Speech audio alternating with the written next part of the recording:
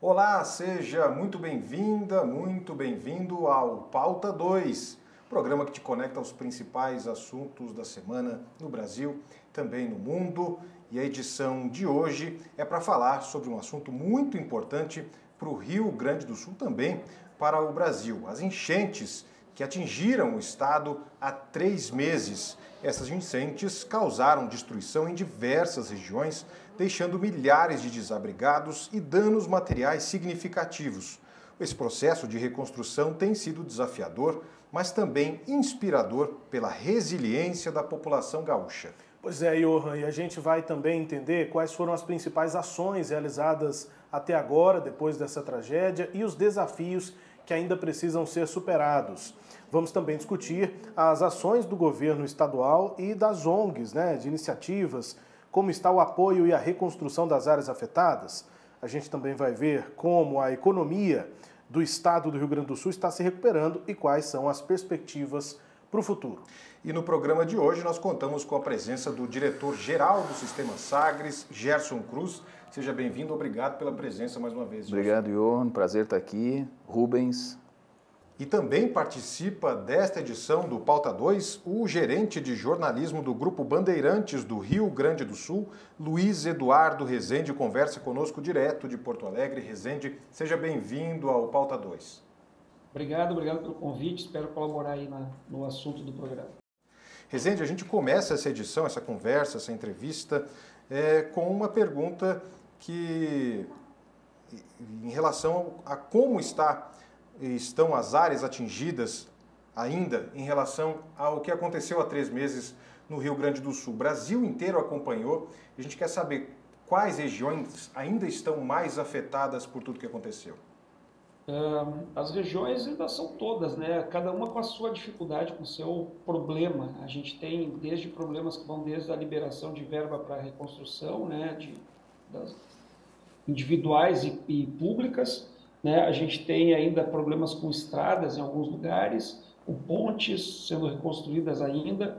O Exército ainda está fazendo algumas ações aqui durante esse tempo para conseguir reconstruir. A gente tem escolas ainda sem aula, então não tem como dizer assim, uma região não tem mais esse problema. Então, de alguma maneira, todas são afetadas, com a falta da volta às aulas para as crianças, com infraestrutura prejudicada, com cidades que foram praticamente destruídas totalmente. Como exemplo, a gente tem aqui do lado de Porto Alegre, Eldorado do Sul, uma cidade que teve talvez 90% do seu espaço afetado, dos seus limites municipais afetados.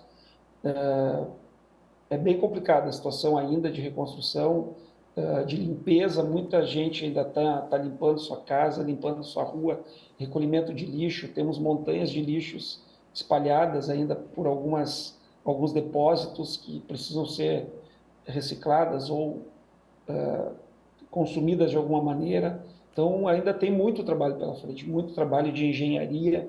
O CREA está fazendo algum trabalho de engenharia para conseguir que as etapas de licitações do governo sejam cumpridas com maior rapidez. Tem bastante gente trabalhando ainda, então a reconstrução, a gente acredita que, os órgãos oficiais acreditam que vai demorar aí um bom tempo ainda pela frente. O Estado vai começar a voltar a ter uma normalidade, talvez daqui a 1 ano e meio, 2. Então a gente luta para que esse tempo seja mais breve possível, seja abreviado, e a gente consiga ter uma normalidade em todos os setores. Rezende, e assim, a gente também busca, nesse programa, atualizar a situação do Rio Grande do Sul, acompanhar em diferentes aspectos aqui, o impacto das enchentes e a reconstrução do Estado, aspecto social, econômico, também com a sua vivência, mas também sobre as demandas dessa população. E eu tenho a impressão, observando aqui à distância, que a informação é uma demanda importante. Como é que tem sido a lida aí, como colega de jornalismo, Eu imagino que não tenha sido fácil e que isso se tornou ainda mais vital, a informação de qualidade para as pessoas num momento de tragédia como essa. Como é que está sendo o trabalho aí? Sim, a gente passou, está numa imersão ainda, né?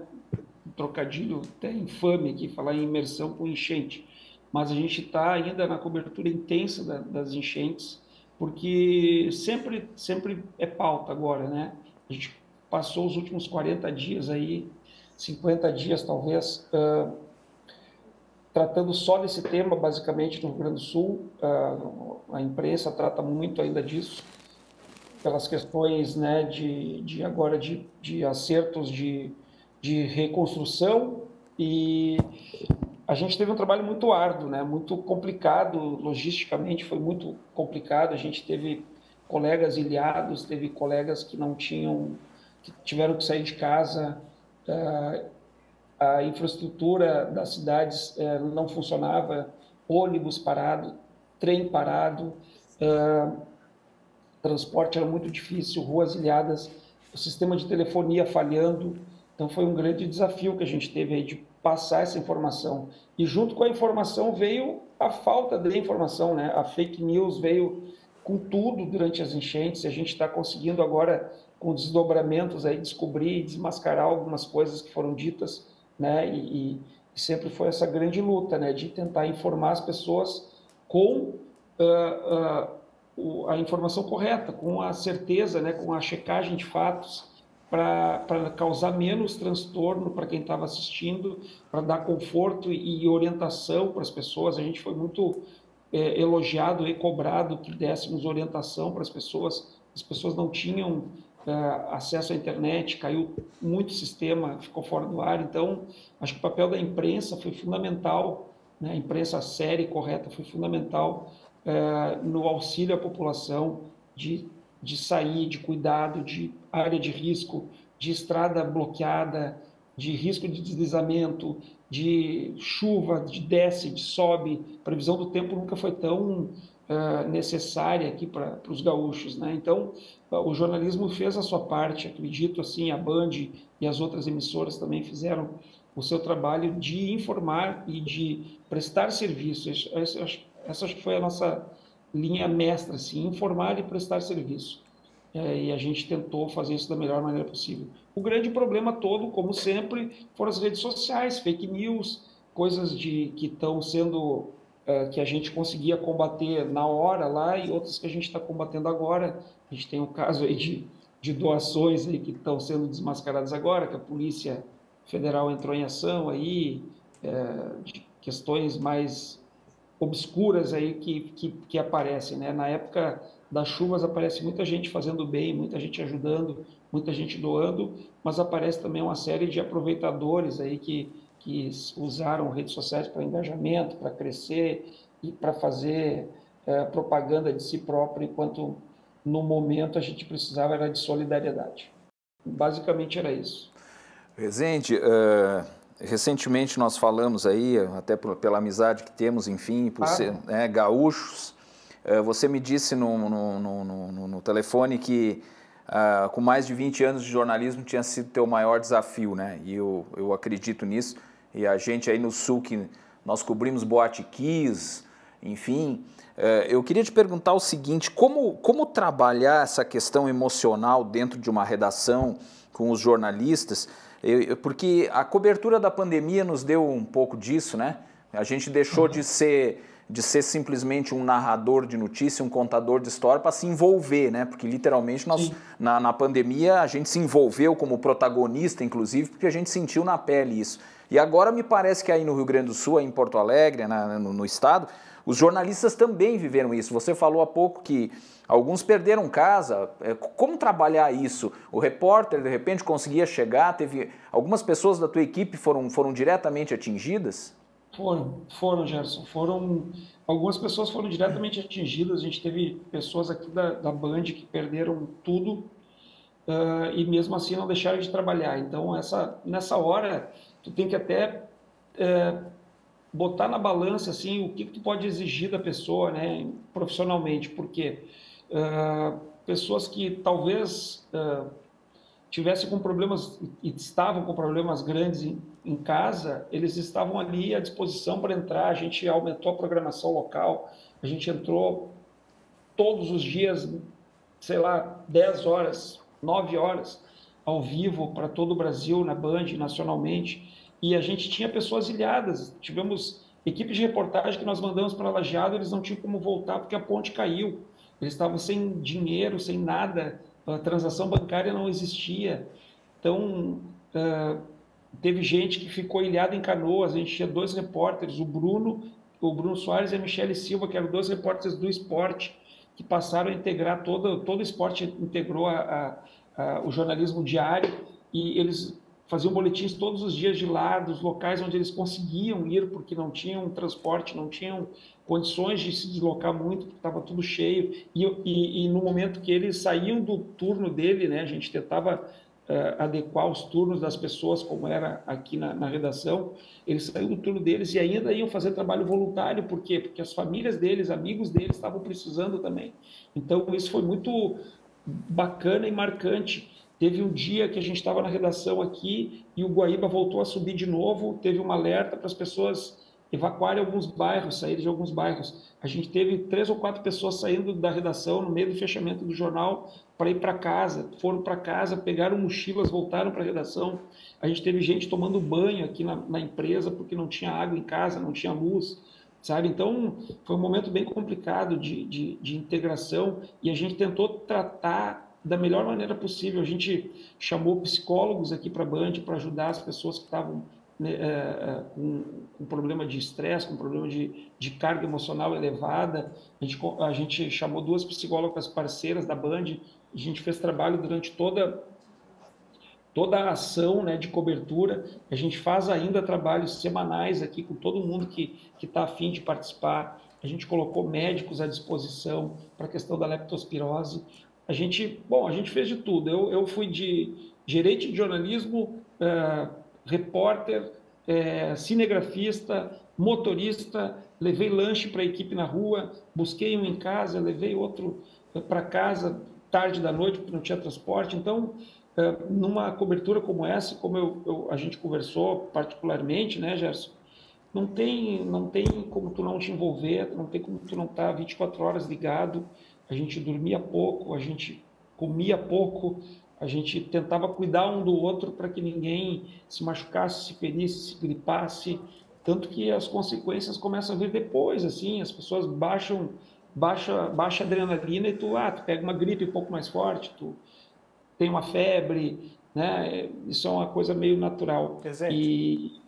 Oi? E como é que está hoje, assim? Como é que está essa rotina, tanto, claro, né, para vocês da imprensa, para quem está cobrindo, para quem está trabalhando nessa cobertura, mas para a rotina da cidade de Porto Alegre, claro, imagino que em Dourados, né, a vida foi completamente mudada, mas o que se pode entender da rotina atualmente, 3 meses depois? A rotina está um pouco normal, assim, para nós que não somos de áreas afetadas, né? Tu consegue fazer trajetos que parece que a enchente não passou aqui, entendeu? Mas quem vive em área afetada ainda tem uma rotina diferente. A gente tem um problema ali, por exemplo, o centro de Porto Alegre, onde tem transporte ali na área do mercado público, as estações de Transurb, que é o nosso metrô de superfície aqui, que vai para a região metropolitana, ali ainda está interditado. Então, por exemplo, pessoas que vêm de São Leopoldo, Canoas, Esteio, Sapucaia, vêm para Porto Alegre trabalhar, elas ainda estão tendo uma rotina muito alterada na questão do transporte, porque não tem como chegar até o centro de Porto Alegre. Elas param numa estação lá em Canoas e de lá elas têm que pegar o ônibus, enfim, todo um transtorno de tempo que elas estão perdendo ainda. Tem a questão da limpeza dos bairros, que ainda tem bairro ainda com sujeira na rua, bairros ali perto da arena do Grêmio, ali no Maitá, ali é bem complicada a limpeza ainda. Ainda temos rotinas alteradas com escolas que não voltaram ainda na plenitude, né? Então, é bem complicada ainda a situação para as áreas afetadas. Quem não foi afetado tem uma vida normal.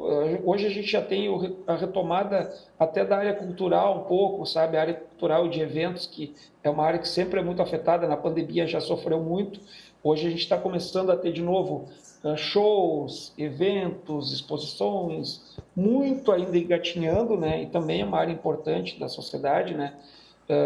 Da economia, desculpa, essa questão de bares, restaurantes, muita gente foi afetada. A gente tem o Cais Embarcadeiro, que é um local, um ponto turístico ali na beira do rio, todo estruturado para o turismo, para receber com restaurantes, com áreas de lazer. Ali foi muito afetado. E os bares ali, eu não sei hoje qual é a condição, se eles já voltaram ou ainda não, mas eram bares importantes. O Quarto Distrito, que é uma zona, é uma nova zona boêmia assim, de Porto Alegre, com bares, cervejarias, coisa e tal, ali foi muito afetado. Algumas casas eu sei que já retomaram o funcionamento, né? E outras ainda não. Então, esse é um dos setores também que foi muito afetado. As empresas do Quarto Distrito têm empresas amigas e parceiras da Band, né, de comunicação, com a RDC TV, que é uma TV comunitária, TV local, desculpa, aqui de Porto Alegre. Ela fechou, ela faliu, ela decretou falência. Tinha 3 estúdios de TV ali, tinha uma programação diária de jornalismo, de entretenimento. A empresa simplesmente teve que fechar porque os estúdios foram invadidos pela água, eles não conseguiram salvar os equipamentos. Então, você imagina aí o prejuízo de uma empresa dessas. E essa é uma das empresas que a gente tem conhecimento por ter proximidade com colegas jornalistas que trabalhavam lá. Tu imagina um local, o Quarto Distrito é um local que tem muita empresa mesmo, muita fábrica, muitas fábricas grandes, muitas fábricas pequenas. A própria Gerdau, que é uma gigante aqui do Rio Grande do Sul e do Brasil, tem sedes ali naquela região, certamente foram afetados com a água. Então, a reconstrução que a gente diz, a parte visual que a gente enxerga nas ruas, ela ainda está longe de acabar, e a parte interna de reconstrução, de retomada do Rio Grande do Sul está muito longe ainda de acontecer. Rezende, a gente gostaria de agradecer aqui a sua participação mais uma vez aqui no Pauta 2, conversando conosco aqui na Sagres TV. Rezende que está lá em Porto Alegre, ele que é gerente de jornalismo do Grupo Bandeirantes do Rio Grande do Sul. Luiz Eduardo Rezende, obrigado pela participação mais uma vez. Eu que agradeço o convite, sempre às ordens. Venham para o Sul, o que a gente pede para as pessoas de outros estados, venham visitar, venham para a Serra, venham para o Vale dos Vinhedos, venham para a Campanha, venham para Porto Alegre, para fomentar de novo o turismo, que também é uma área que foi muito afetada aqui, com o aeroporto ainda permanece fechado, né? A gente precisa sobreviver a esse tudo com a ajuda dos brasileiros, que já foi muito importante na questão das doações, mas também é importante que vocês venham agora e ajudem o Estado a voltar a ter uma engrenagem de trabalho aqui, que é muito importante para todo mundo. É isso, tão importante quanto saber da situação do Estado do Rio Grande do Sul é mandar forças. É isso que a gente faz aqui da Sagres TV, de todo o sistema Sagres, para toda a população, para os colegas aí do Rio Grande do Sul. Luiz Eduardo Rezende, representando, né, toda essa população e os colegas gaúchos. A gente vai continuar falando sobre as enchentes que atingiram o Rio Grande do Sul há 3 meses, como está a situação no estado hoje aqui no Pauta 2, por isso não saia daí, a gente volta já já.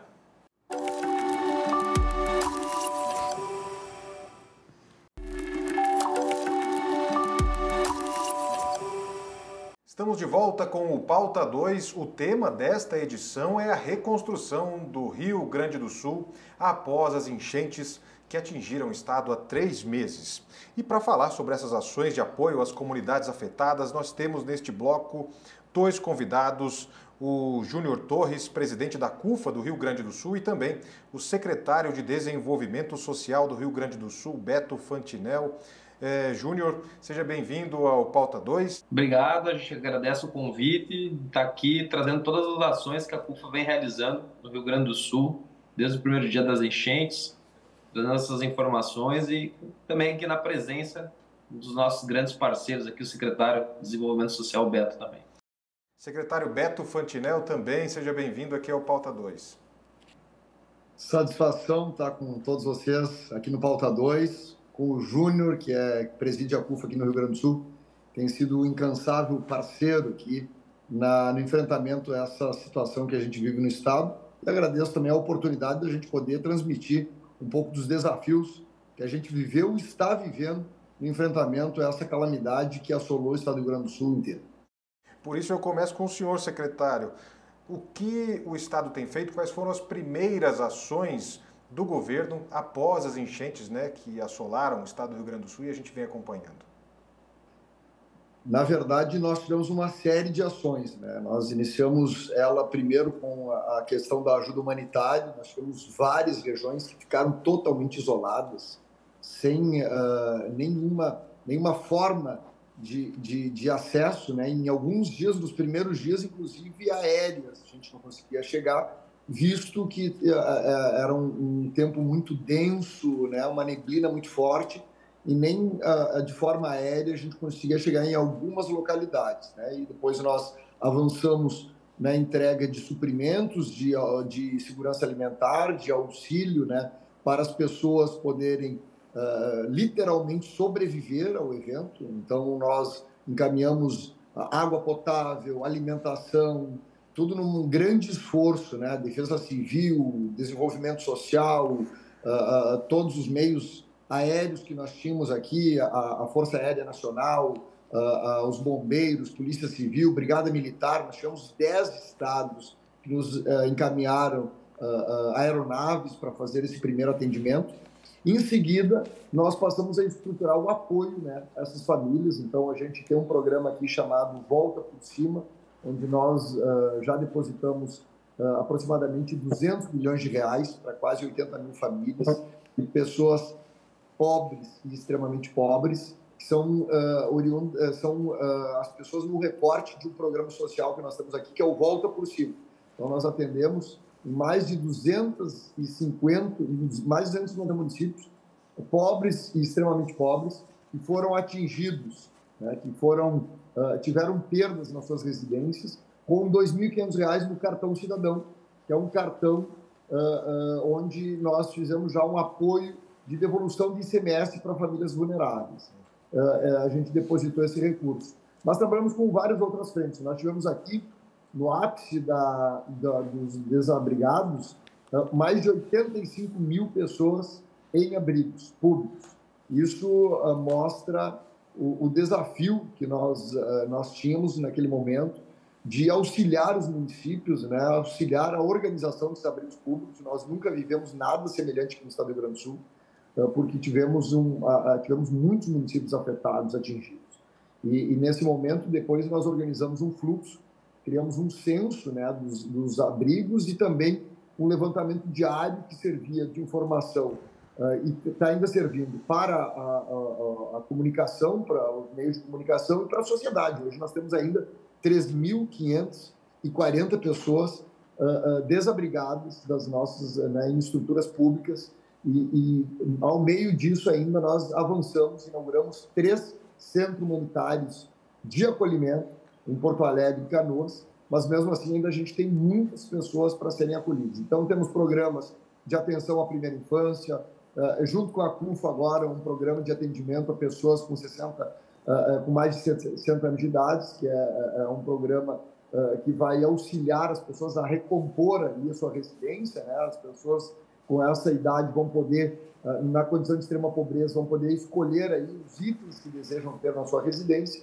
para que elas possam retomar as suas casas, aquelas onde existem casas. Mas a bem da verdade é que nós temos aí aproximadamente 20 mil residências no estado do Rio Grande do Sul que estão completamente danificadas, sem possibilidades de habitabilidade. Então, são várias frentes que a Secretaria de Desenvolvimento Social está atuando para que a gente possa retomar, né? E agora temos aluguel social, estadia solidária, né? Programas que visam buscar dar melhor condição de dignidade às famílias atingidas para que elas possam recompor as suas vidas, né? Apoiando essas famílias com maior vulnerabilidade.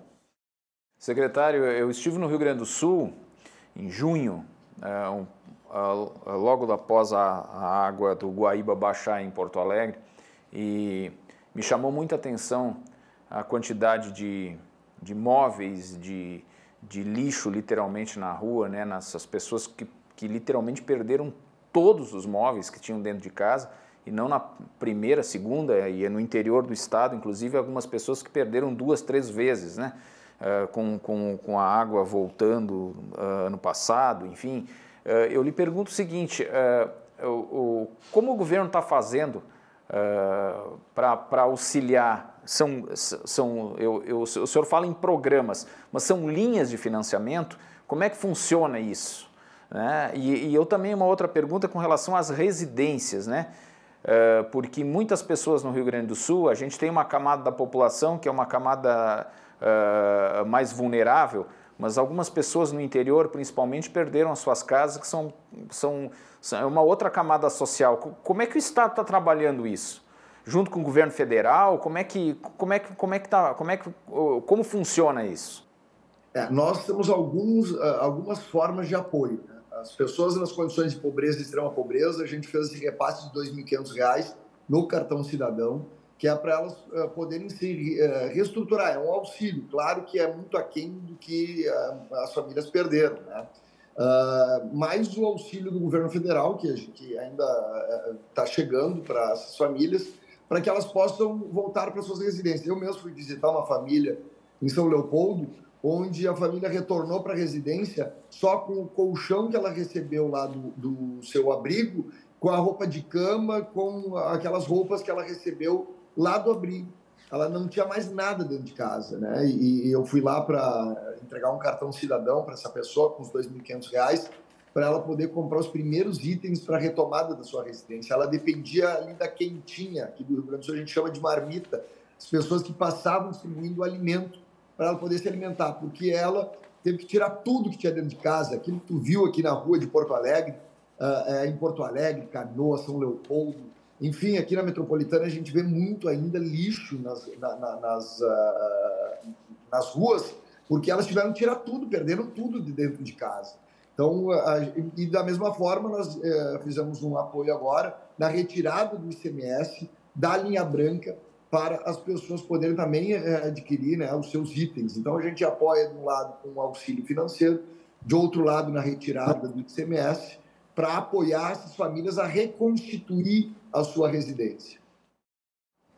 Júnior, qual é o principal desafio hoje? A CUFA tem prestado um serviço fundamental, né, e de protagonismo, inclusive, né, no apoio desde o início desse processo das enchentes no Rio Grande do Sul. Nesse momento, depois do nível da água mais baixo, qual é o principal desafio?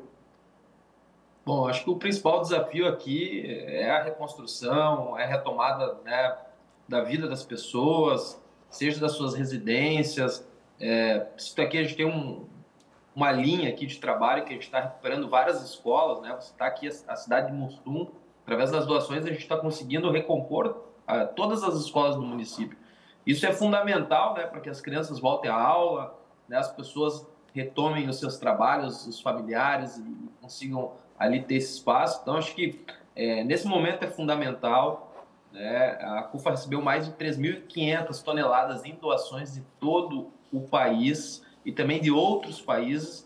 Acho que é fundamental esse alinhamento, né, com o governo do estado, no qual temos várias parcerias. O secretário Beto citou aqui o programa 60+, onde a gente está indo na casa das pessoas, dos idosos mais vulneráveis do estado, né, entender aquilo que eles precisam para dentro de casa e poder ajudar também com doações de eletrodomésticos, alguns móveis, kits, né? E nesse momento toda a doação é fundamental. O Rio Grande do Sul precisa não é só de infraestrutura, né, mas também nesse momento cuidar das pessoas, né, que estão nessas comunidades. E você vai para uma região como Matias Velho, que inclusive hoje a equipe está trabalhando lá, que é milhares de pessoas que estão sem as suas residências, né? Tem lugares como Maitá que ficou 23 dias debaixo d'água.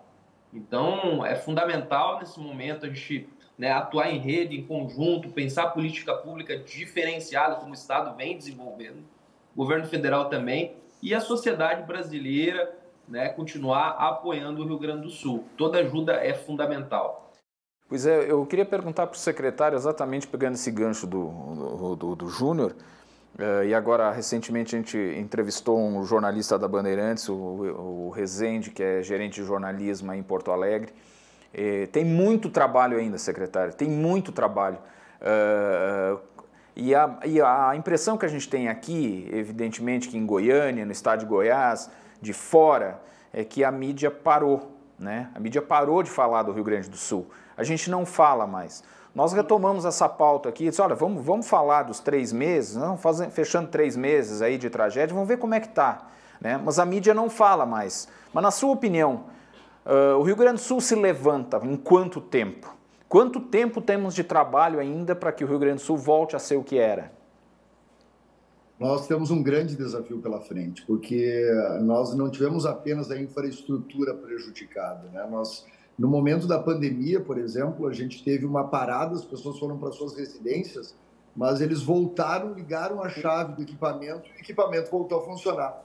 Nós, nesse momento, tivemos a nossa infraestrutura danificada, as pessoas perderam as suas residências, a indústria perdeu a sua capacidade de produção, porque perdeu os equipamentos, e nós temos, para recompor todo esse contexto, né, de infraestrutura. Aliás, muitas coisas a gente não consegue compor mais, mas será um caminho muito árduo e longo. Nós iremos empobrecer as famílias mais vulneráveis, né, são aquelas que, até saiu um estudo sobre isso, são os que mais perdem, então os mais pobres são os que são mais prejudicados, e também nós dependemos muito do apoio ainda do governo federal e de um apoio externo, porque nós não temos capacidade de sozinho nos reerguermos na velocidade que nós desejamos nos reerguer. Então, eu acho que nós temos um primeiro ciclo que vai até o final do ano, né, de restabelecimento, né, veja bem, de restabelecimento. Depois nós teremos um ciclo de reconstrução das estruturas, que deve durar aí mais uns 2, 3 anos pela frente.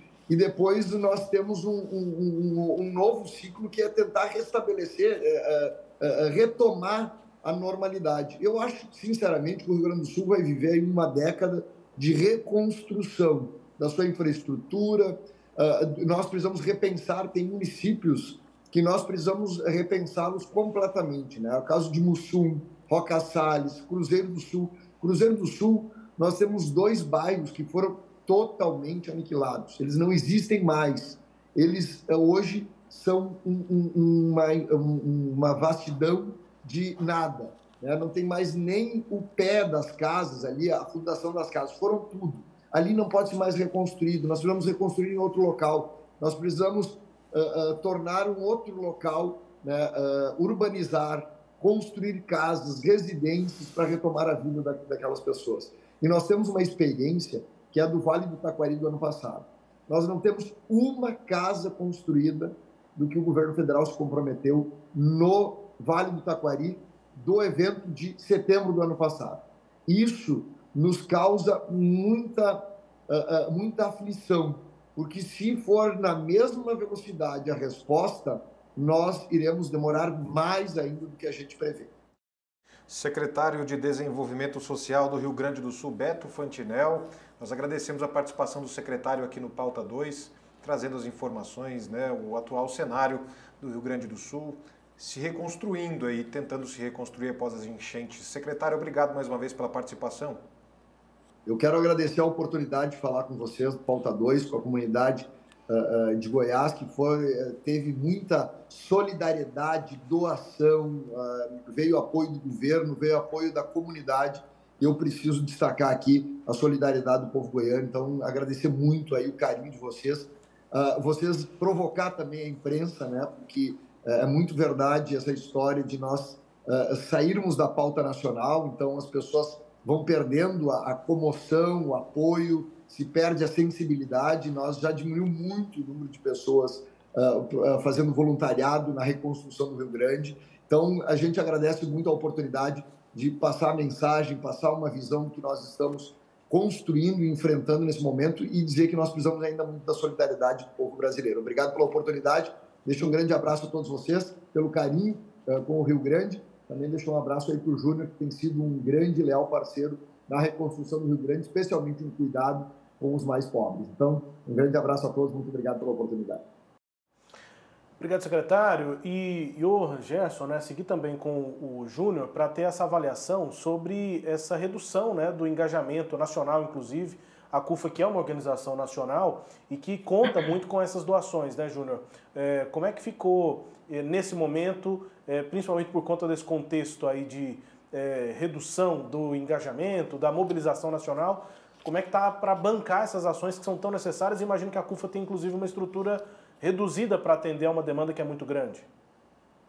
Isso. E até mesmo baseado nas nossas experiências, no ano passado no Vale Taquari, em outras tragédias aqui no Rio Grande do Sul, no Brasil, né, onde a CUFA atuou com ajuda humanitária, a gente vem se organizando e sabe que a caminhada, a luta, ela é longa, né? Então a CUFA hoje no Rio Grande do Sul está estruturada de forma a seguir com essas ações, né, de ajuda humanitária, de doações. A gente, por exemplo, a gente recebeu uma doação do Alok, de lava-jatos, né, onde a gente está com mais de 300 lava-jatos auxiliando postos de saúde a se recompor, escolas a se recompor, residências, associações comunitárias. Então, a gente está com várias frentes nesse momento, né, onde as doações elas encerram ou diminuem drasticamente, mas a gente está nos organizando, né, e nos adequando a esse momento para que a gente possa seguir junto ao povo gaúcho, dando esse suporte, né, com essas ajudas, com esses doadores, criando novos programas, novos projetos, inclusive aqui com o secretário Beto, né, para poder ajudar as comunidades. A gente passa por esse processo de reconstrução, onde inclusive quero agradecer aqui essas escolas da cidade de Mussum, são empresários de Goiás que fizeram a doação. Né? Também quero agradecer a CUFA aqui de Goiás, que também mobilizou e mandou muitas doações aqui para o Rio Grande do Sul, inclusive de medicamentos, onde a gente tem chegando agora, nessa semana. E a gente também vem nos organizando para que essas doações elas sigam acontecendo. Né? Então, cito aqui várias empresas, como a iFood e outras empresas que vêm conosco, apoiando, e a gente sabe que essa ajuda ao Rio Grande do Sul, né, embora a divulgação na imprensa nacional diminua, né, a gente tem muitas empresas que ainda estão olhando aqui, e por isso que é importante, né, a gente também dar visibilidade para essas ações e seguir, porque a caminhada é longa, né, e o povo, a comunidade gaúcha vai precisar da nossa ajuda por mais um longo período. A gente vai seguir com os nossos centros de distribuições, são 8 centros de distribuições que a CUFA tem no Rio Grande do Sul, onde a gente mobilizou aqui mais de 3.500 toneladas em donativos. A gente abriu 12 lavanderias comunitárias, então a gente segue com todos esses espaços atendendo a comunidade, né, até no mínimo dezembro. A gente também está com programas de qualificação profissional, programas de empreendedorismo, né, onde a gente busca também a retomada econômica dessas comunidades. Júnior, eu queria, você como um líder comunitário, eu acho que isso é uma questão importante de se levantar. Você como líder comunitário e a CUFA como uma entidade que sempre trabalhou com isso, né? Talvez nesta dimensão, né? A sociedade civil, e aí eu digo a mobilização do sujeito comum, o cara lá né, que se mobilizou. Sem isso, não aconteceria essa recuperação, ou não estaria acontecendo, né? Porque a gente fala muito de Estado, sociedade civil e tal, mas vendo você se mobilizar, vendo a CUFA, tantas outras entidades, outras ONGs que estão participando, e isso me parece que é algo interessante da gente refletir do quanto a sociedade civil é importante se mobilizar num momento como esse, porque só assim vai se reerguer. Porque se não for desse jeito, não é possível. Com certeza, e a tragédia ela seria muito maior sem essa mobilização da sociedade civil. A gente atuou aqui desde o primeiro dia. Então, inclusive, as pessoas que estão conosco hoje, muitas delas perderam tudo.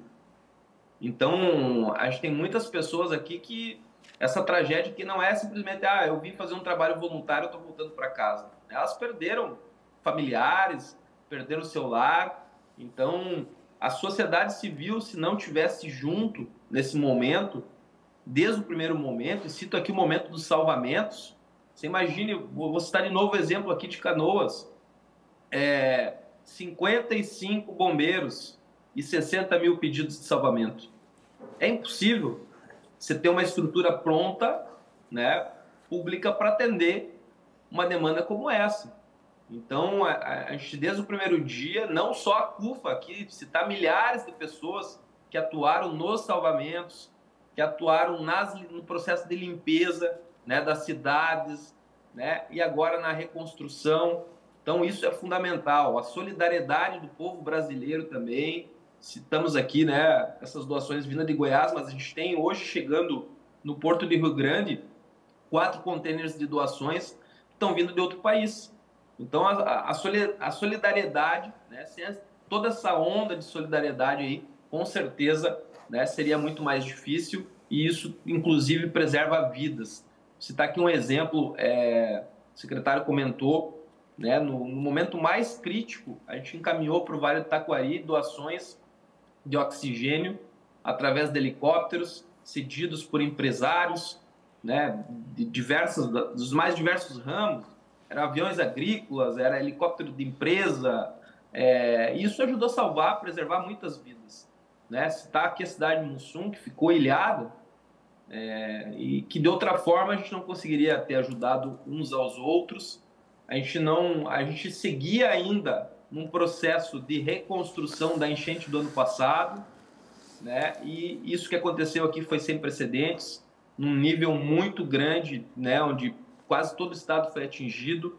A gente conseguiu levar nossa ajuda, né, a mais de 150 cidades. A gente segue hoje focado nas regiões mais críticas, desenvolvendo esses programas, dando esse suporte. E a CUFA aqui no Rio Grande do Sul, né, ela vai seguir com os centros de distribuições abertos, dando esse suporte às comunidades, com essa nossa frente na reconstrução das escolas, dos postos de saúde, esse suporte às famílias mais vulneráveis, né? Temos esse programa junto ao secretário Beto também, no apoio aos idosos, né, que são, nesse primeiro momento, a gente está ajudando 1.900 famílias de idosos, que são os idosos mais vulneráveis, aqueles que têm a renda per capita de R$ 109.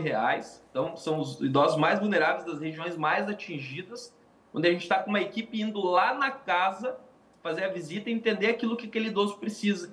Porque às vezes ele recebeu um colchão, ele não tem a cama, às vezes ele não tem algo para dentro de casa ali. Então, a gente está entendendo isso. A partir desse mapeamento, dessa visita, a gente faz a aquisição daquele insumo e a gente vai fazer a entrega agora nos próximos dias para esses idosos. Então, a gente está com várias frentes aqui e vamos seguir apoiando aí a população gaúcha, mas acredito que sem a mobilização da sociedade civil, essa tragédia seria muito maior. Mobilização, né, Júnior, para a qual a gente chama atenção aqui também. O nosso tempo aqui no bloco já está terminando, mas a produção vai colocar na tela o Pix, a chave Pix, para que as doações possam continuar sendo feitas. É a chave Pix da própria CUFA do Rio Grande do Sul, para que todo o país possa continuar com as doações. Júnior Torres, que é presidente da Central Única das Favelas, a CUFA do Rio Grande do Sul, obrigado também pela participação aqui conosco no Pauta 2.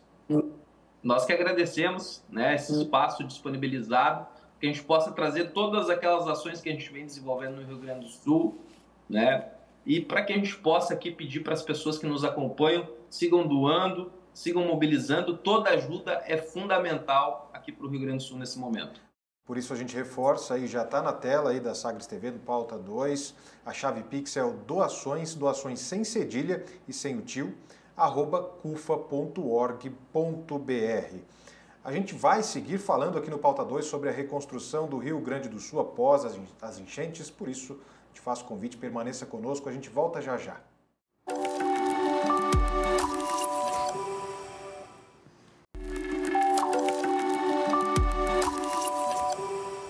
Estamos de volta com o Pauta 2. Nesta edição nós tratamos sobre a reconstrução do estado do Rio Grande do Sul depois das enchentes que atingiram o estado há 3 meses. E nesse bloco nós vamos discutir a recuperação econômica da região. E para isso nós temos aqui no terceiro bloco o Douglas Winter-Ciecoves, ele que é vice-presidente de micro e pequenas empresas da Federação das Entidades Empresariais do Rio Grande do Sul, a Federasul.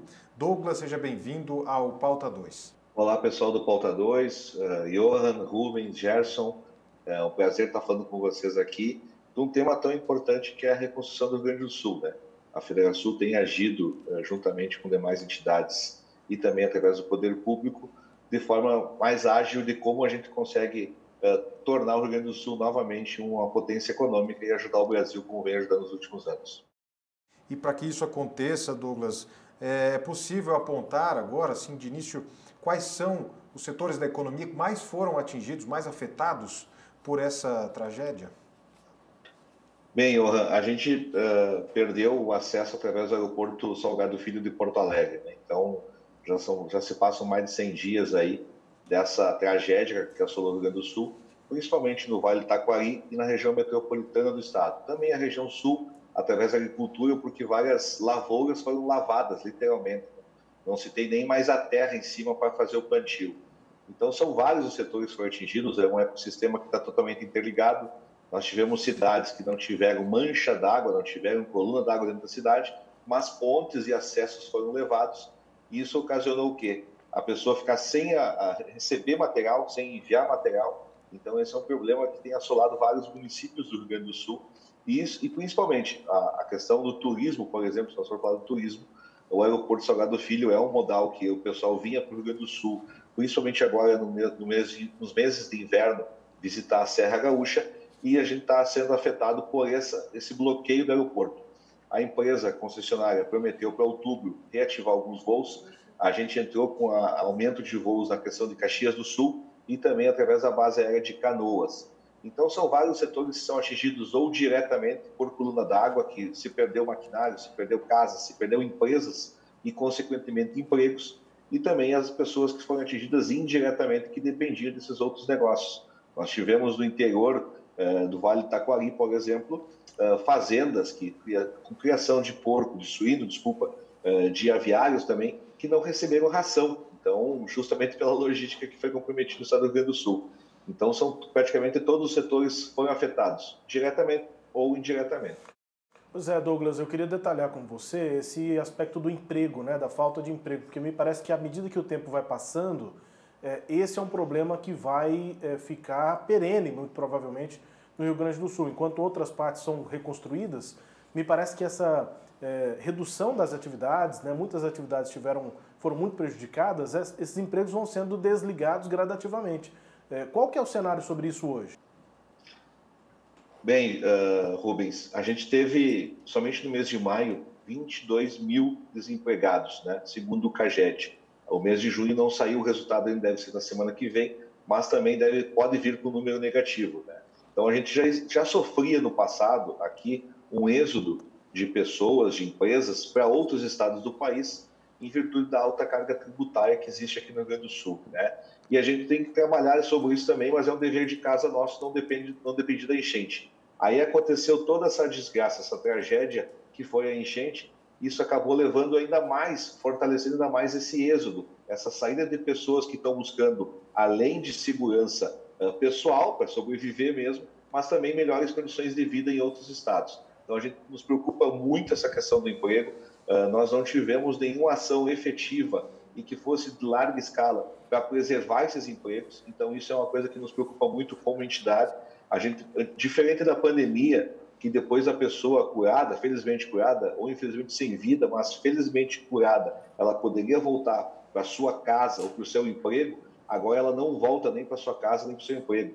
Literalmente, cidades foram varridas. Então, eu agradeço até o espaço aqui na Sagres para falar sobre isso, porque aqueles primeiros dias, a grande mídia e toda a imprensa nacional estava repercutindo muito. E agora passou um pouco a questão da comoção, mas as pessoas continuam sem casa, continuam sem emprego, empresas continuam sem funcionar, seja por logística ou seja porque não teve apoio ou aporte financeiro, de facilidade por parte governamental, enfim, de como resolver o seu problema.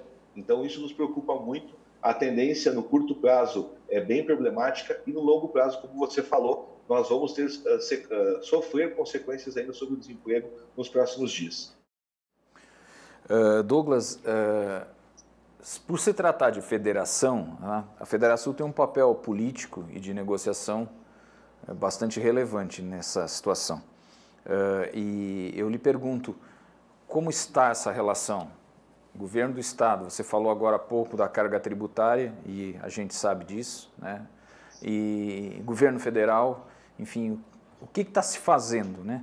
pela manutenção. Primeiro, né, me parece que é a manutenção da empresa. Primeiro tem uma manutenção da empresa para depois a manutenção do emprego, né? O que vocês estão fazendo com relação a isso? Bem, o que nos preocupa, né?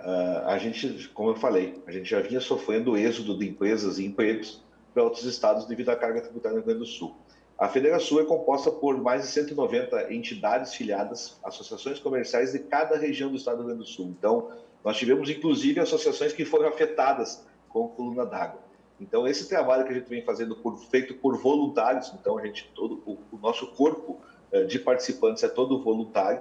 A gente tem trabalhado muito fortemente, não só com deputados estaduais e federais, com o governador e com o governo federal, para nós termos políticas, às vezes não é nem recurso, às vezes são políticas públicas que possam facilitar a questão de prorrogação de impostos, postergação de salários, enfim, acordos trabalhistas que poderiam ser facilitados. Infelizmente, a gente não teve ainda uma política para a manutenção de empregos e de empresas efetiva. Então, o que a gente tem ouvido muito são anúncios de programas, são anúncios de recursos, mas efetivamente, inclusive, recentemente o governador do estado elevou o tom com relação ao governo federal para que os recursos realmente cheguem aqui na ponta. Então, a gente não está tendo essa facilidade por parte do governo federal, e aqui eu culpo, sim, o governo federal, porque ele é que tem a chave do cofre. E o que a gente pede, já que o Rio Grande do Sul, praticamente, nós temos gaúchos por todos os estados, inclusive em Goiânia, um estado que acolheu muito bem os gaúchos aí, e a gente trabalha há muito tempo com um déficit no que a gente arrecada no Rio Grande do Sul e o que a gente recebe de aporte. Então, o que a gente pede nesse momento é, nos primeiros anos, 2, 3 anos, enfim, que esses recursos produzidos no Rio Grande do Sul fiquem aqui para servir de reconstrução do estado. Então, a gente tem vários projetos que a Federação apoia, a gente tem feito trabalhos para reconstrução de pontes, reconstrução de diques. Então, é por isso que a gente precisa desse apoio do governo federal nesse momento. Que o governo federal olhe para o Rio Grande do Sul como ente federado e apoie efetivamente. A gente está cansando, infelizmente, de anúncios e de propagandas e a efetividade não está acontecendo. Seja para salvar empresas, que aí sim vão ser mantidos empregos que neles trabalharam. Douglas, no primeiro bloco nós conversamos com um jornalista do Rio Grande do Sul, Luiz Rezende. Ele trouxe para a gente fez um balanço, né, do cenário enfrentado por ele como profissional, pelos profissionais da imprensa, enfim. E uma questão que ele trouxe para a gente aqui no programa é impactante em relação à saída de pessoas do Rio Grande do Sul para outros estados como Santa Catarina, por exemplo. Existe esse movimento aí em razão de incertezas, de não saber se realmente vai haver uma estabilidade financeira, enfim, e até de onde morar, por exemplo.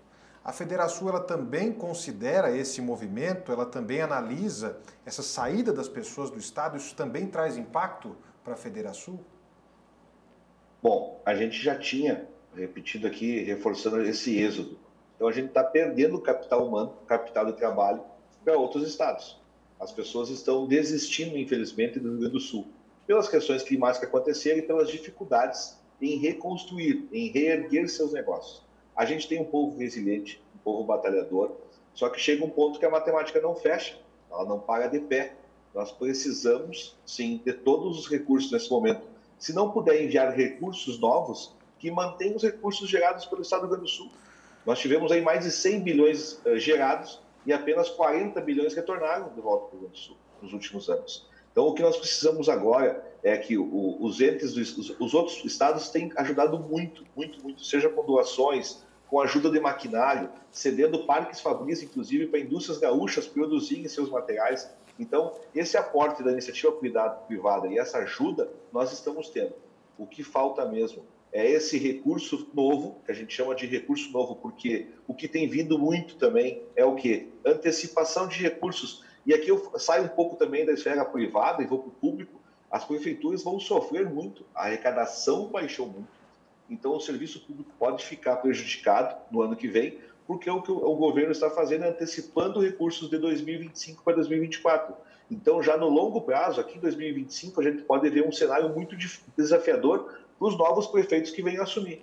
Então, a Federação tem conversado com os entes políticos, nós temos negociado, conversado, insistido, porém, a gente não está vendo efetivamente a agilidade desse recurso para que chegue na ponta e efetivamente as pessoas possam se manter no Rio Grande do Sul, que é um estado acolhedor. Todo mundo que visita aqui é apaixonado pelo Rio Grande do Sul, muitos ficaram aqui, e agora o que a gente quer é que eles não vão embora, que eles permaneçam aqui. Mas para isso a gente tem que ter emprego e segurança para as pessoas ficarem aqui, investirem aqui e crescerem no Rio Grande do Sul. Douglas Winter-Siekoves, ele que é vice-presidente de micro e pequenas empresas da Federasul, Federação das Entidades Empresariais do Rio Grande do Sul. Obrigado pela participação aqui no Pauta 2. Eu que agradeço o espaço, convido a todos que continuem acreditando no Rio Grande do Sul, continuem visitando o Rio Grande do Sul e convido que venham nos próximos dias aqui conhecer para ajudar também nessa reconstrução. Eu tenho certeza que o Rio Grande do Sul vai se reerguer. Com a entrevista com o Douglas, a gente encerra essa edição do Pauta 2, que tratou amplamente sobre a situação, o atual cenário, depois de 3 meses em que as enchentes atingiram o estado do Rio Grande do Sul. A gente procurou entender e acompanhar a situação do estado nesse momento em todas as frentes. Pauta 2 fica por aqui, até uma próxima edição.